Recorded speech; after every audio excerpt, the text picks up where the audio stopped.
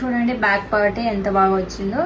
ఇప్పుడు మనము టక్స్ వేసుకున్నాం కదా, టక్స్ పైన ఇప్పుడు టక్స్ని పట్టుకోవాలి. టక్స్ని స్టిచ్ చేస్తాము. ఎలా స్టిచ్ చేయాలో చూపిస్తే చూడండి. ఇక్కడ మనం మిడల్లో ఒక లైన్ వేసుకున్నాం కదా, ఫస్ట్ లైన్ పైన ఒక స్టిచ్ చేసుకుంటాము.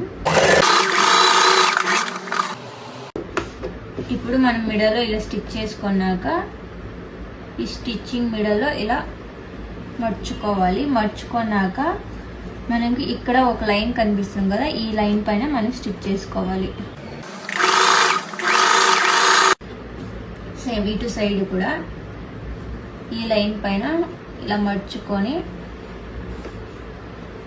ఈ లైన్ పైననే స్టిచ్ చేసుకోవాలి క్రాస్గా. చూడండి ఎంత బాగా వచ్చింది టక్స్. ఇది బ్యాక్ పార్ట్. ఇంకా next front part piping same అలాగే చెప్పించాను కదా, అలాగే పైపింగ్ చేసుకోవాలి. ఇలా ఫ్రంట్ కూడా పైపింగ్ వేసుకొని ఇలా ఎడ్జెస్ లో ఇలా స్టిచ్ చేసుకొని కట్ చేసుకొని పెట్టుకోవాలి. ఈ నెక్స్ట్ వచ్చేసి స్లీవ్స్. అందరికీ చాలా కన్ఫ్యూజన్ ఏమంటే స్లీవ్స్ ఫ్రంట్ మళ్ళీ బ్యాక్ సైడ్ రివర్స్ లో కుట్టేస్తున్నారు. అందరూ కన్ఫ్యూజన్ అయ్యేది ఈ ప్లేస్ లోనే. ఫస్ట్ మనము ఇలా ఆపోజిట్ గా పెట్టుకోవాలి. మెయిన్ ఫ్యాబ్రిక్, ఈ మెయిన్ ఫ్యాబ్రిక్ ఆపోజిట్ వచ్చి డౌన్ ఉండాలి. మెయిన్ వచ్చేసి మన ఫేస్ పైనకు ఉన్నట్లు చూసుకోవాలి. ఇప్పుడు ఫస్ట్ లైనింగ్ ఫ్యాబ్రిక్ తీసుకొని ఇలా పెట్టుకోవాలి మెయిన్ ఫ్యాబ్రిక్ పైన. ఫ్రంట్ వచ్చేసి ఈ సైడ్ ఉంది కదా, సేమ్ అలాగే ఫ్రంట్ ఆ సైడ్ ఉండేనట్ల ఈ ఫ్యాబ్రిక్ పైన కూడా పెట్టుకోవాలి.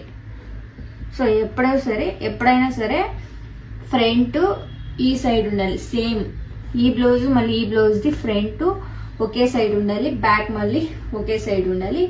ఇలా పెట్టుకున్నాక ఈ లైన్ పైన స్టిచ్ చేసుకుంటాం మెయిన్ ఫ్యాబ్రిక్ తో పాటు. ఇలా స్లీవ్ స్టిచ్ చేసుకున్నాక చూడండి ఎలా వచ్చిందో. ఇలా ఆపోజిట్ పెడితే ఫ్రంట్ చూడు మన సైడ్ వచ్చింది అండ్ బ్యాక్ అంతా ఒక సైడ్ వచ్చింది. అలాగే సేమ్ ఫ్రంట్ కూడాను పైపింగ్ పెట్టుకొని ఇలా ఎడ్జెస్ లో స్టిచ్ చేసుకొని పెట్టుకోవాలి. సేమ్ ఇప్పుడు టక్స్ పెట్టుకోవడం ఎలా అని చూపిస్తే చూడండి. మనం ఫస్ట్ ఈ టక్ ని ఫస్ట్ స్టిచ్ చేయాలి. ఎలా అంటే ఫస్ట్ ఈ మిడల్లో లైన్ ఉంది కదా, మిడల్లో ఒక లైన్ పైన ఒక మార్క్ స్టిచ్ చేసుకోవాలి. దీన్ని ఇలా రివర్స్ చేస్తే